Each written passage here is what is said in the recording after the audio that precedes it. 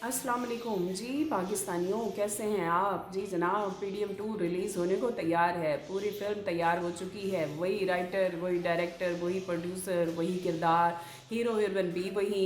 Hero आज भी कैद में है और हीरोइन आज भी एक खौफनाक विलन के चुंगल में है और अपनी आज़ादी के लिए फड़फड़ा रही है, यानी हमारी जमहूरियत जो पिछले 75 साल से ही इसी तरह फड़फड़ाती आ रही है।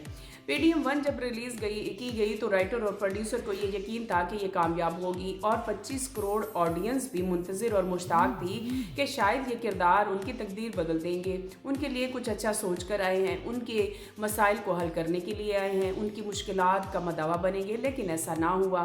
तमाम किरदार अपने अपने मफादात की जंग लड़ते रहे, अपने अपने फ़ायदे हासिल किए और साइड पर हो गए।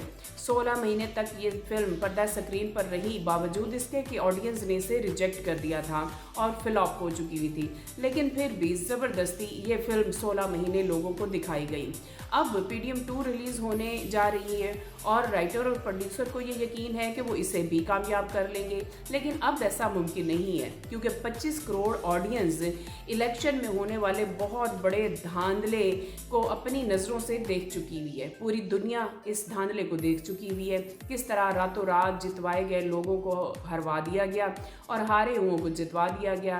तो ये मक्खी, अब आंखों देखी मक्खी तो लोग खाने को तैयार नहीं हैं। ये 25 करोड़ ऑडियंस जो है वो अपने हाथों में गंदे अंडे और टमाटर लिए बैठी हुई है।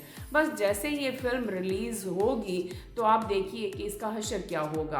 पहली फिल्म तो 16 महीने निकाल गई, ये फिल्म मुझे यकीन है कि ये 6 से 7 महीने भी नहीं निकालेगी।